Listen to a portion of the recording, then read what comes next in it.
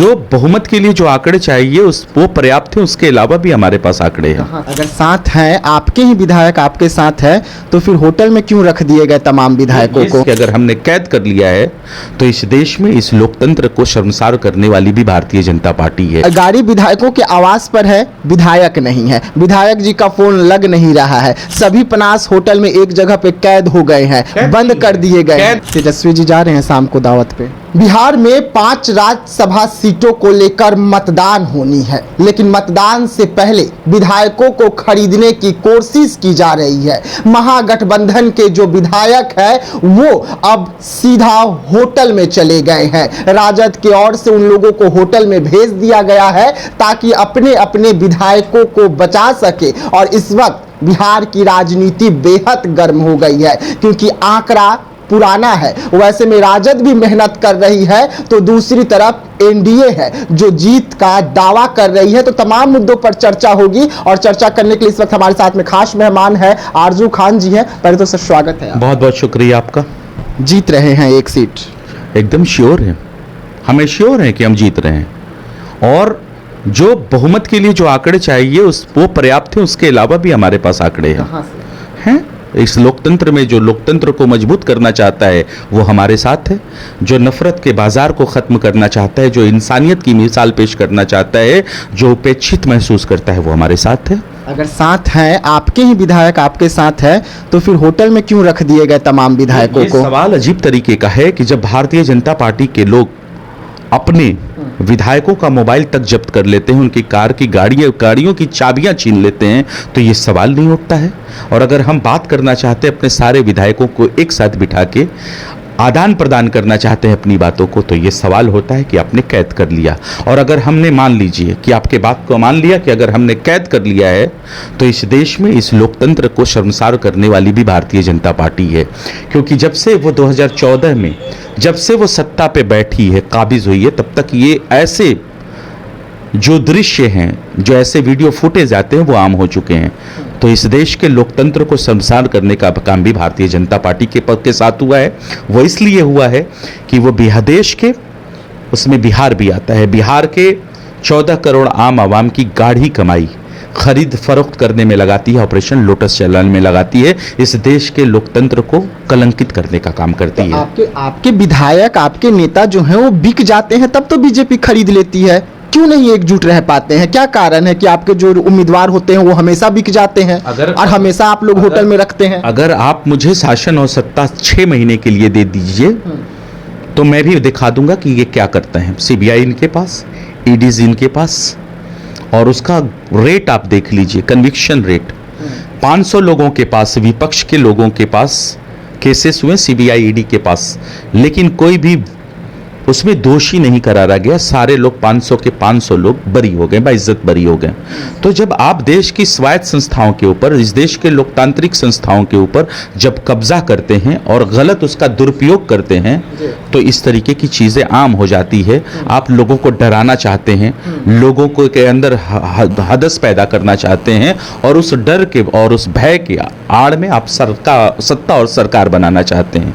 यही फर्क है अगर हम पिछली सरकारों में और आज के सरकारों में। बात कर ले आपके विधायकों की, महागठबंधन की विधायकों की, तो आपने भी तो वही काम किया ना जो बीजेपी कर रही है। अभी आप बीजेपी पर आरोप लगा रहे हैं कि बीजेपी मोबाइल ले रही है। सवाल आपका था कि आपने कैद कर लिया, मैंने उस सवाल का जवाब दिया। हमने अपने विधायकों को कैद नहीं किया है, उनको एक जगह बिठाया है और हमारी बातें चल रही हैं। और इस बात को भारतीय जनता पार्टी और जनता दल यूनाइटेड के लोग आखिर में क्यों इतने परेशान हैं कि वो कहते हैं कि हमने कैद कर लिया, जबकि हमारी तो तस्वीरें नहीं आती हैं कि भारतीय जनता पार्टी की तरह हम अपने विधायकों का मोबाइल कैप्चर कर लेते हैं, उनकी गाड़ियों की चाबियां कैप्चर कर लेते हैं। तो मैं कहता हूं इस लोकतंत्र के अंदर जो मीडिया है वो प्रहरी है, और अगर प्रहरी है तो इस 2 तरह की आवाजें क्यों आती है? आरजू जी, आप कह रहे हैं कि बीजेपी अपने विधायकों की गाड़ी ले लेती है, मोबाइल ले लेती है, चाबी ले लेती है, लेकिन आज जो दृश्य निकला है वो तो राजद की ओर से निकल रहा है। गाड़ी विधायकों के आवास पर है, विधायक नहीं है, विधायक जी का फोन लग नहीं रहा है, सभी पनास होटल में एक जगह पे कैद हो गए हैं, बंद कर दिए गए। कैद नहीं हुए हैं, कैद नहीं हुए हैं, एक दूसरे से विचार और विमर्श कर रहे हैं। हमारी वहां पे बैठकें चल रही हैं और बैठक के दौर के अंदर किसी का मोबाइल लगाइएगा तो वो मोबाइल पिक नहीं करता है, या तो स्विच ऑफ बताता है या फिर कोई और उसका मोबाइल लिए रहता है। तो इस चीजों को आप दूसरे तरीके से मत ले जाइए। ये भारतीय जनता पार्टी की हमारे यहाँ वो ट्रैक रिकॉर्ड नहीं है भारतीय जनता पार्टी की तरह, जो अपने विधायकों का मोबाइल तक जब्त कर लेती है और चाबियां तक जब्त कर लेती है। जरूरत पड़े तो उनके घर वालों को भी जब्त कर सकती है। तो हमारे अंदर वो संस्कृति नहीं है। राष्ट्रीय जनता दल गरीब, उपेक्षित और शोषितों और वंचितों की पार्टी है। एनडीए लेकिन कह रहा है कि हम 5 सीट पर जीत रहे हैं, आश्वस्त हैं। कल तो पार्टी भी हो गया, जीत से पहले ही उन लोगों ने जश्न मना लिया। क्या परेशानी है? उनको तो हक है ना जीत से पहले जश्न मनाने का। हम भी तो कह रहे हैं कि 5वां सीट हम जीत रहे हैं और 100% जीत रहे हैं। बहुमत से ज्यादा आंकड़े हमारे पास हैं और हमारी जीत सुनिश्चित है। तो जीत का दावा करना और आज और कल में क्या होगा वो आप खुद देख लीजिएगा। हम 100% यकीन के साथ कह रहे हैं कि हमारी जीत सुनिश्चित है। तेजस्वी जी जा रहे हैं शाम को दावत पे? हाँ, क्यों नहीं जाएंगे? अगर आप भी दावत देंगे तो जरूर वो जाएंगे। जब आप हमारे घर पे आते हैं और आकर खुद बैठकर बातें करते हैं और मीडिया के सामने कहते हैं कि बहुत अच्छी और पॉजिटिव बातें हुई हैं और हमने उनको दावत इफ्तार पे बुलाया है, तो दावत अगर आप देंगे तो हमारा जाना स्वाभाविक बनता है। और इस देश के अंदर नफरतों का बाजार गर्म है। अगर उस नफरत को रोकना चाहते हैं, जिस देश के लोकतंत्र में सेकुलर फोर्सेस को मजबूत करना चाहते हैं, तो हम उनका स्वागत करते हैं। आखिरी सवाल रहेगा, तेजस्वी जी की ऐसी क्या मजबूरी हो गई कि जो तेजस्वी जी चुनाव के दौरान पार्टी को नकार दिए, गठबंधन में शामिल नहीं किए, अब उस पार्टी के विधायक की जरूरत पड़ रही है तो आप उनके यहाँ जा रहे हैं, दावत पे जा रहे हैं? सवाल अभी भी कायम है आपका जी। और वो सवाल का जवाब मैं फिर से देता हूँ। आज आप अपने बात करना चाहा, हमने कहा था कि अगर आप स्वस्थ लोकतंत्र के अंदर बात करना चाहते हैं तो टेबल टॉक होता है जी।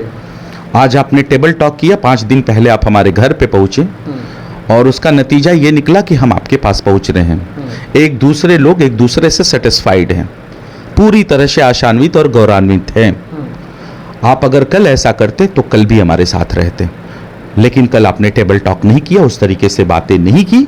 आज आपने बात करने की कोशिश की, हमने भी एक कदम उठाया और दोनों एक एक कदम आगे चलकर साथ में आएंगे और बिहार प्रदेश की जनता को जिता के भेजेंगे। ये कहिए ना कि जो डील थी वो फाइनल हो गई, एमएलसी वाले पर बात बन गई। ये आप डील भारतीय जनता पार्टी से पूछिए। डील करने का काम वो करते हैं, सौदेबाजी वो करते हैं। Rubber stamp Bharatiya Janata party का दिल्ली से साबित होता है। दिल्ली के लोग बिहार के ऊपर शासन और सत्ता करते हैं, 2 लोग आते हैं और जो वहां से बयान और फरमान देते हैं वो भारतीय जनता पार्टी की संस्कृति, वो भारतीय जनता पार्टी में चलता है। हमारे अंदर समावेशी विचारधारा है, हम एक दूसरे को समझते हैं, एक दूसरे से बातें आदान और प्रदान करते हैं और उस तरीके से हम चलते हैं और टेबल टॉक करते हैं और बिहार को आगे लेकर चलने का काम करते हैं।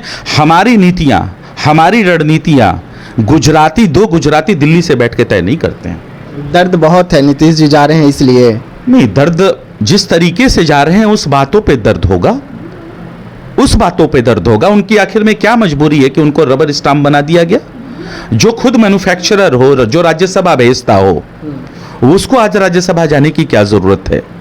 आपने तो कहा था, खुद नारे गढ़े थे कि 25 से 30 फिर से नीतीश, लेकिन नीतीश जी को 3.5 महीने में किसने फिनिश किया?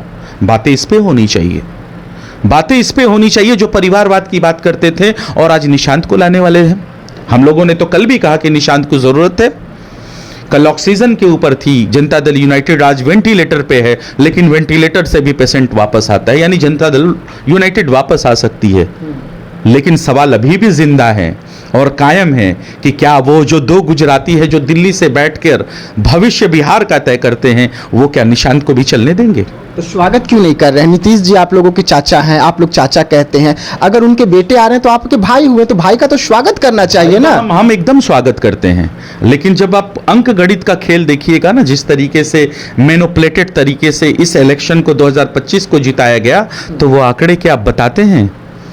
जब तक हम मजबूत थे, यानी राष्ट्रीय जनता दल जब तक मजबूत थी, तब तक चचा जी पलटी मार मार के विश्व रिकॉर्ड बना लिए। आज उनकी स्थिति नहीं है।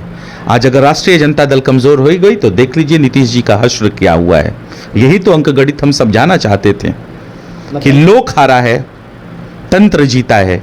और जिस तरीके का अंक गणित का खेल हुआ है, बिहार में मशीनरी मैनेजमेंट का जो प्रयोग हुआ है 85 और 92, 95, ये अपने आप में बताता है कि आप चाह के भी कुछ नहीं कर सकते हैं। मतलब आप ये मानते हैं कि राजद जो कमजोर हुई है इसके वजह से चाचा इस बार पलटी नहीं मार सके, हाईजेक हो गए सीधा? पूरा बिहार की जनता जानती है और देश की जनता जानती है और इस अंक गणित के खेल को समझती है।